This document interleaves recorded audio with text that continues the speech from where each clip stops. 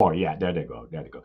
If you want more after this presentation, I encourage you to link to me on LinkedIn, go to the website of the HR Trend Institute, or visit my YouTube channel. There is only so much I can tell in this 30 minutes. So I encourage you to go to the other channels. What I use these days as, you could say, my guideline in many of my presentations is the Rubik's Cube. And you can see here Rubik's Cube. I renamed this as Tom Haak's Action Cube. I don't know whether Mr. Rubik likes that, but Tom Haak's Action Cube. And for me, it's a good metaphor about, you could say, the architecture of HR. It helps about the architecture of HR. What are main ingredients? One important ingredient, and that's always the most important ingredient, is about what are the important organizational issues. What are the important organizational issues in yellow? I will come back to that. Then it's about, you could say, the HR enablers. What are important elements in HR, whatever you are doing? I will touch briefly on that in my presentation. It's also about HR practices. And you always have a choice what you do. Do you change your organizational setup? Do you hire different people? Do you do something in learning and development? So there is a mixture of interventions you can do, and you have to make the right choice. This afternoon, in the learning and development cycle, I will talk specifically about the learning and development interventions. And then, and that's the core of my presentation of today, it's about the trends. What are important trends in the HR organization domain, and how can we use them when we're crafting our plans? So bear with me. First, I want to touch a little bit on what are main organizational issues. And of course, you know them best for yourself in your own organization. But there are, of course, some common issues I see in many organizations at this moment. Number one, you could say, well, this is about survive. For many organizations today, it's about survival. How do we survive in the current situation? How can we make sure we are still relevant? And I'm Dutch. I'm sitting here in the Netherlands, and many organizations, smaller organizations, but also big organizations, they are clearly in survival mode. Number two, and that's connected to the first issue, is around innovation. How can we, the market is changing, the environment is changing. How can we innovate, and how can we make sure we adapt to the new situation with our products, services, or whatever we deliver? So innovation on number two. Number three, and you hear a lot about that, this is about resilience. I put the German term there, which I like, Elasticität. I'm sure there are some German people in the audience. Resilience is about how can you, in a sense, as an organization, but also as individuals in an organization, how can you bounce back in a crisis situation?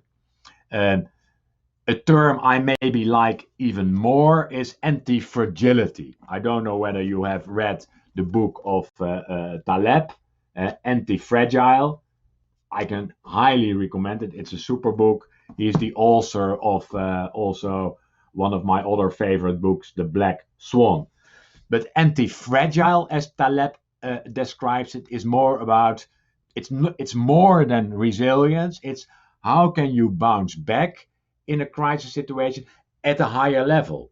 So how can you take advantage of a crisis situation? Very interesting concept. But resilience, how can we as organizations and how can we, as people in organizations, become more resilient is an important organizational theme. Number 4 on my list of important issues is around well-being. And I don't have to dwell on that long, but this is very clear today, even more, you could say, than in the past, that the safety and the well-being of people connected to the organization is very important. Not only the employees, but also the clients, and in a sense also If people have wider questions, I can follow society. questions. And of course, you will have your own issues on top of the ones I already mentioned. So for HR, the question is always, how can we, from our profession, from HR, how can we contribute to dealing with those issues? Second area I want to mention briefly is around the enablers. What are key enablers? Not so much trends, but enablers. Things in HR you need to focus on anyway. And I will mention a couple. And one is, and it's an enormous open door, but it's around clients. Are you, as HR, close to the clients of the organization? And that doesn't matter whether you're a private or a public organization. Do you know what keeps the clients awake? Yesterday, I was talking to an HR manager in a big financial institution, and we were discussing these kind of themes. And he said, well, the distance between HR in our organization and the end users, the clients of the organization, is very big. We as HR are mainly talking to each other, maybe some other people in the organization, but we are far from the clients. So an enabler is being close to clients and knowing what keeps them awake. The second one is it's always good to mention and to re-emphasize, this is about people analytics. This is one of the key enablers for HR, working evidence-based, working data-based, and we can't stress that enough, because, well, we're, as a profession, it's still early days in that domain. 3, no need to talk extensively about that. We expect HR these days to work in agile ways, apply agile methodologies in combination with design thinking. Number 4 on the enabler list is, this is the psi from psychology. I'm an organizational psychologist. Of course, I'm preaching for my own domain, but it would help if organizations, but also governments, would apply scientific knowledge, especially from from psychology, a lot more. What we see, for example, at this moment, that many governments, at least my government in the Netherlands, they are struggling. They don't take scientific knowledge from social sciences into account. They expect that when they say to people, you should do this and this and this, that they automatically do it. And unfortunately, that's not the case. So, but also in organizations, there are many scientific findings that are not applied. Maybe for a next time. And the last enabler is, and this is an ear I drew, well, not very fantastic, but this is about continuous listening. Are you creating a continuous listening architecture in your organization? This is not only about surveys, but it's surveys, pulse surveys, but also using grabbing other data out of the organization so that you know what's going on and what the state of the organization is. And even in these days, of course, this is even more and more important. Are you gathering data, and do you know what the temperature in the organization is? So I talked about some of the organizational issues. I talked a little bit about the you could say the key enablers, and now I will go into some of the trends I see. And of course, for you, the key question is, how can I use the trends in the different HR domains to tackle our most burning issues? And unfortunately, we can't have interaction here at this moment in this way.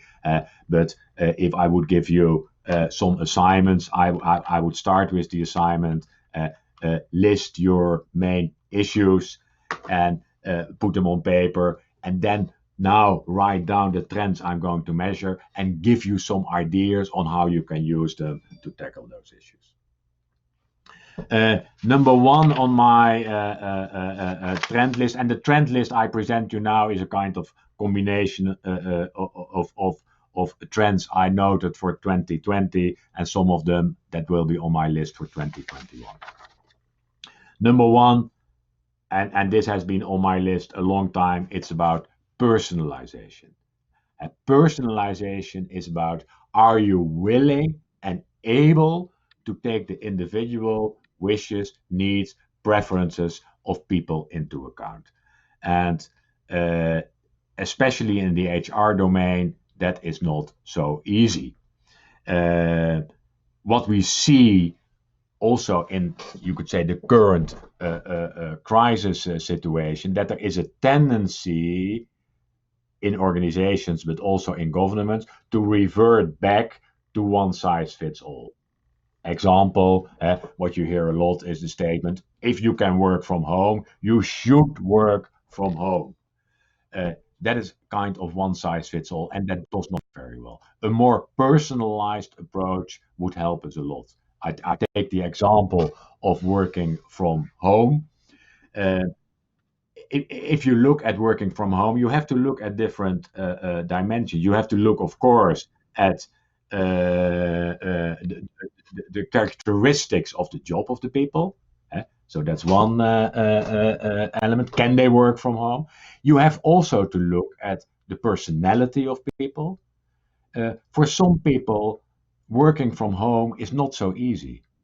If you are, let's say, a more extrovert type of person, and you get energy from being in constant contact with other people, working from home is probably not the best solution. So it's the kind of work, it's personality, and it's also your home situation. Do you have, like I have here, a bookshelf I can work from, or how do you call it, a cupboard? I don't have children at home. My partner is far away, so I have an ideal working situation from home, but other people don't have that. We have to take that into account. Personalization. I'll give you a couple of examples too from personalization. One is I like a lot, and it's also something that can be very relevant in these days. This is about, you could say, continuous monitoring what people are doing and then helping them to do their job better. So this is me or someone else in a sales conversation. So imagine I'm in a sales conversation with you and I'm trying to sell you something. I have this software installed on my computer, and during the conversation, I get feedback that only I can see. It says, for example, hey Tom, time to ask a question. Or hey Tom, maybe summarize what you've done so far. And towards the end of the conversation, it's more about, Tom, you have a couple of minutes. Maybe you try to ask the people, do you want to buy something? Yes. So it helps me in the flow of work. I will come to in the flow of work later as well. It helps me in the flow of work. It gives me suggestions, and it's personalized because it's totally based on what I am doing.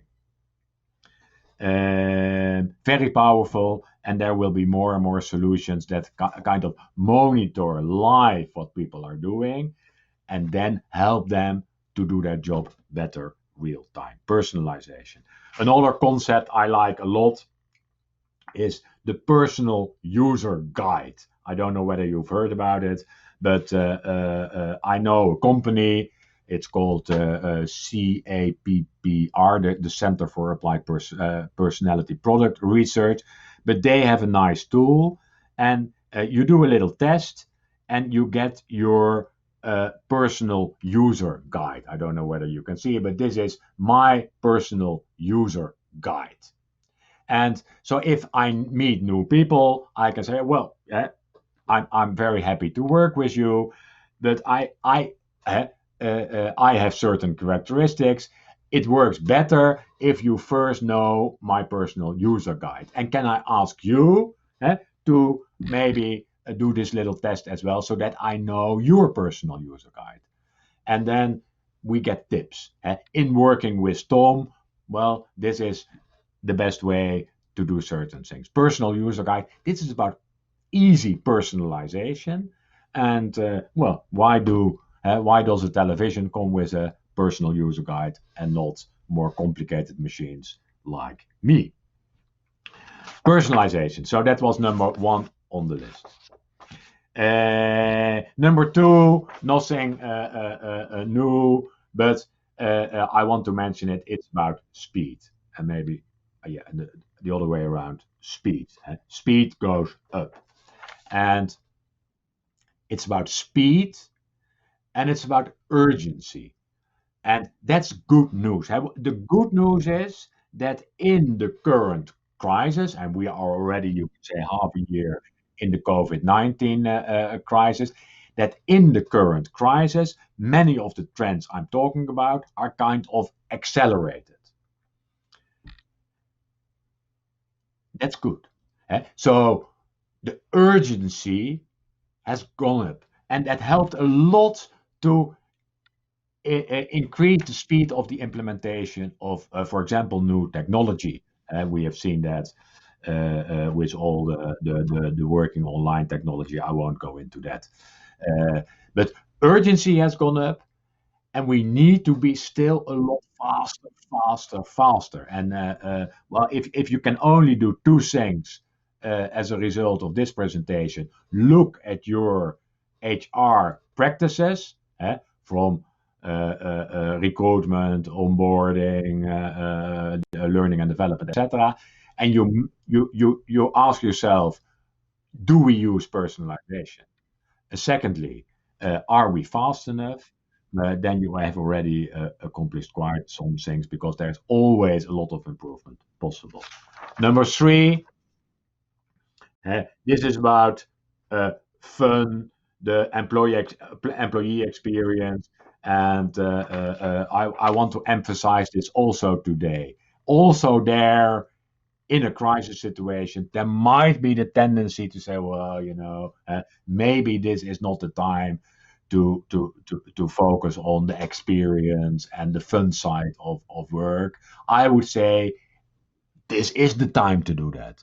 We must make sure that also in the current situation, work is a positive experience for people. And there are absolutely threats to that. I won't go in it today, but I think if there's one trend where there's a danger that it goes down in the crisis situation, it might be the focus on the employee experience. Trend number four, it was on my list last year, is let's be kind. Let's be kind. And I think also today that is very appropriate as a guiding principle for us all. Let's be kind. And it's surprising that I still encounter organizations, and if you ask the people, is the organization kind? Is kind a characteristic of the organization? People say, maybe not. I already talked about learning in the flow of work. And I gave you the example of the computer element and monitoring people while they are working. And learning in the flow of work is an older concept, and it's becoming more important. How can we help people while they are working to do their work better? So not send them off-site to courses, online courses or what have you. Don't give them assignments outside their work, but try to find out how you can incorporate the learning experience and the learning elements in the work. And 1 second, I hear some. Yeah, I'm back. I'm back. Learning in the flow of work. So use your fantasy and ask yourself, how can we transform our learning experiences to be more uh, in the flow of work. Number 6, this is about adaptive technologies. How can we use technology, and that's back to personalization, to adapt to the capabilities, wishes, needs of people in the organization. And it's if you look at many of the HR technology solutions today, many of them, especially the bigger HR systems, they still start with kind of one size fits all. What is your process exactly look like? How is it? Can we put it in the system without taking the needs and the capabilities of the user into account? Trend number 7, and I'm looking at the time. I think I'm still on track, and Wouter will interrupt me when I'm going over time. And number 7 is an interesting trend, and it's even more interesting these days. This is about nudging, and I'm sure you know what nudging is. Um, Let me see.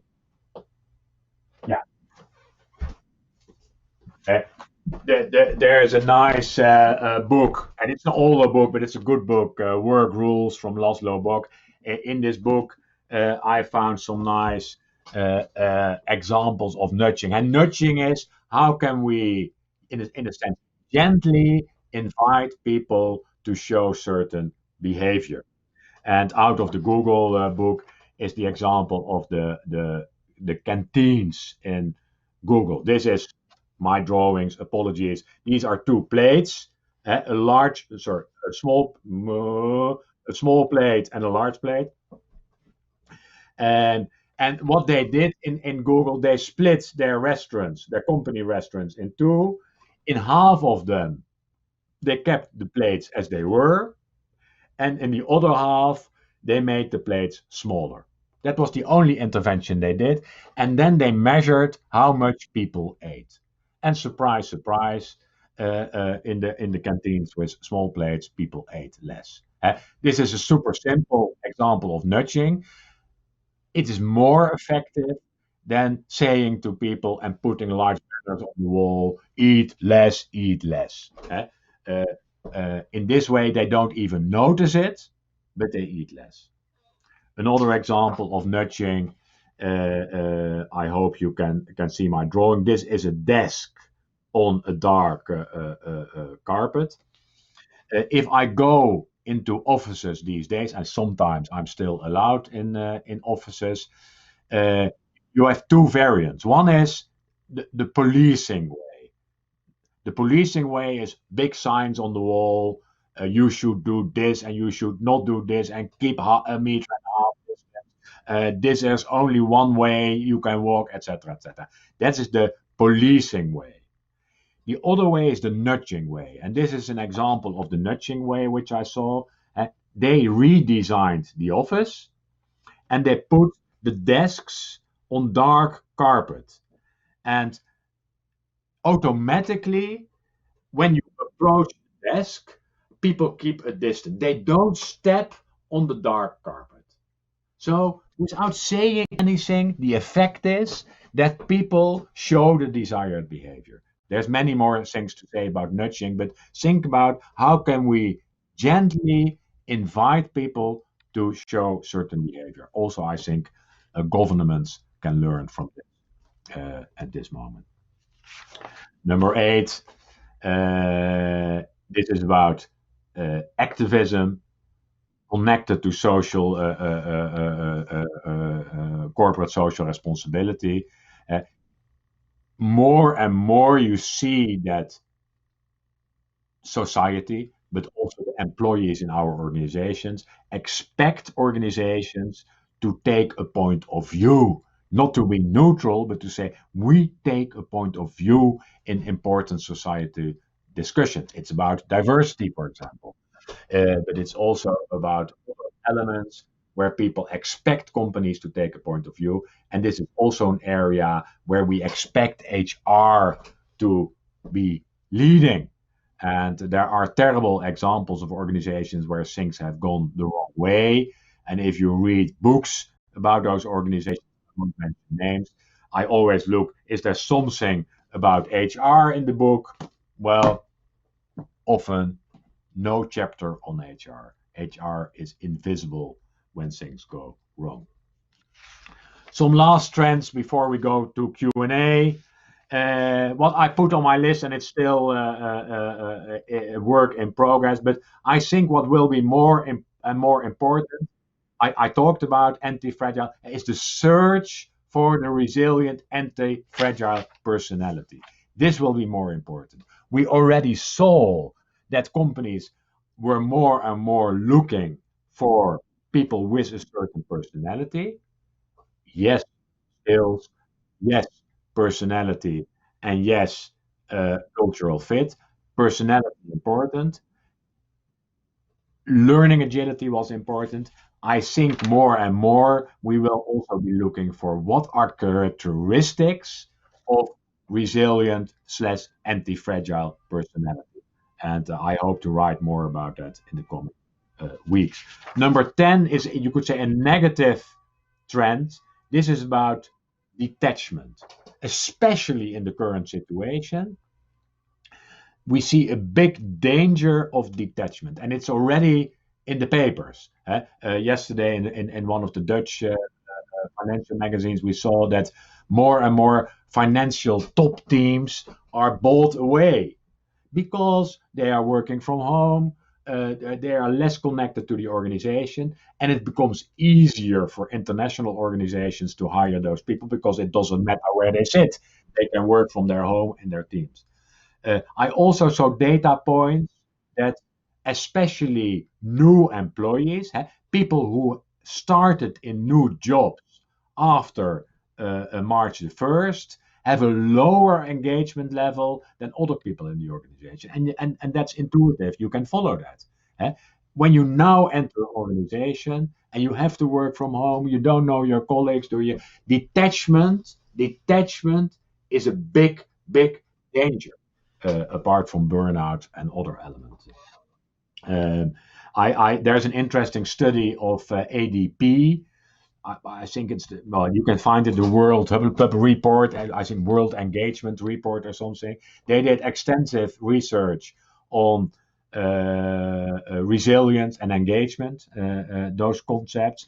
Two learning points I want to take out of that when it comes to the resilient personality.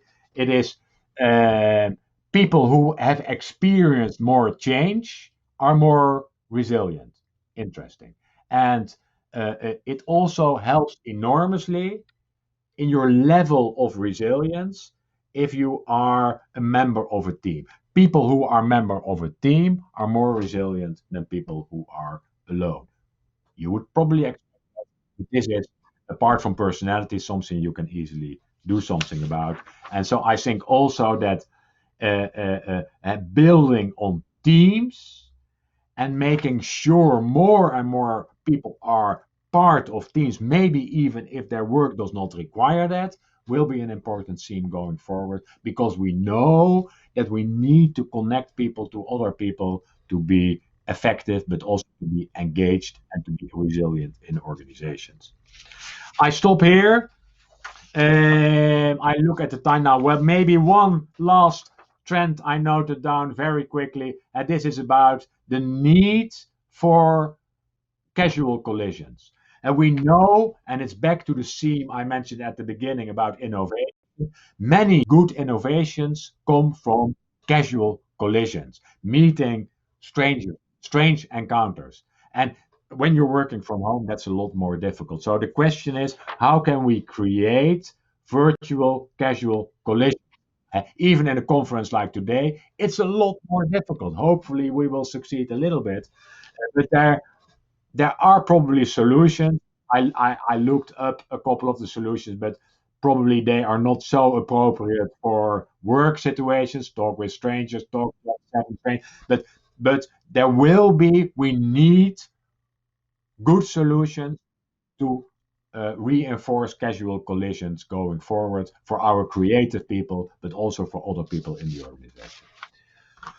So I pushed you through many things. I talked a little bit about organizational issues. I talked about the enablers.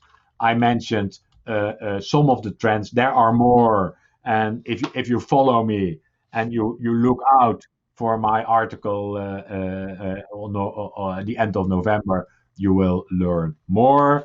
As I said at the beginning, link to me on LinkedIn, go to the website, go to the YouTube channel, and then I hope, yeah, to give you relevant information. But I also, and that's also my question at the end. I hope to learn from you because I'm always looking for good examples that illustrate the trends that I mentioned. Wouter, I go back to you at the end and see whether there's yeah, if there are any questions or maybe you have a question. I don't know. We'll see. Yes, great, Tom. That was really inspiring. I mean, as I promised, I mean, it gives us a lot of ideas, a lot of challenges, but I think they're all true. What I definitely see is that this combination of homeworking and bringing up new ideas is not always easy. And I fully agree, there is no one size fits all approach. So we should really take a look at what individuals want and make sure that we adapt our work environment or work style based on what the people specifically need. There's one thing that I would maybe like to bring a kind of a nuance. I fully understand your point about the speed, and I think the last weeks and months have demonstrated that we should indeed have an increased level of speed, for instance, when deploying technology. But on the other hand, I also think that from time to time we should have more slowliness. That maybe we are going too fast sometimes, and I think slowliness in combination with a kind of decisiveness, that we should also take the time to take decisions, and that we should not also as people teams come up with a lot of ideas, maybe too much ideas at the same time without concluding them and without really implementing them. So it's about finding the right balance between speed and slowliness, and making sure that at all times we take decisions and that we can make sure that we come up with something concrete for the organization. I have a very good question in the chat box. It is from Ines, and she also says hi to you, Tom. She says, good to see you again. She has a question on people analytics, and I also like your people analytics. Let's make it an analytics for the people. That's really great. She's asking, what is in your view the most important to look at right now in terms of people analytics? I think I already mentioned continuous listening. So I think the continuous listening element is an important component. Are you continuous listening? But I think it's also important not only to listen, of course, but also to use, and that requires a little bit more than just analytics, but also make sure that you use the ideas, that you use, in a sense, you could say crowdsourcing of people. So I think use data, but use technology to connect to people, listen to people, and do something with the things you learn. So I think that is very important. And we can, the clever organizations, I've seen some clever organizations, luckily, they started to increase measurement in March of this year. They said people are going more remote. We want to learn what is going on. This is, in a sense, you could say, also a good experiment. And there are people who flourish in this situation. There are teams that are doing a lot better. So what can we learn from the individuals and the teams and the departments that are doing well, that we can use to learn other people to apply that and in their situation? So I would say this is an enormous good opportunity to use for action learning in a sense. Yeah, and I agree with you. We should take time for reflection as well. So it's combining fast and slow, to cite another famous book title.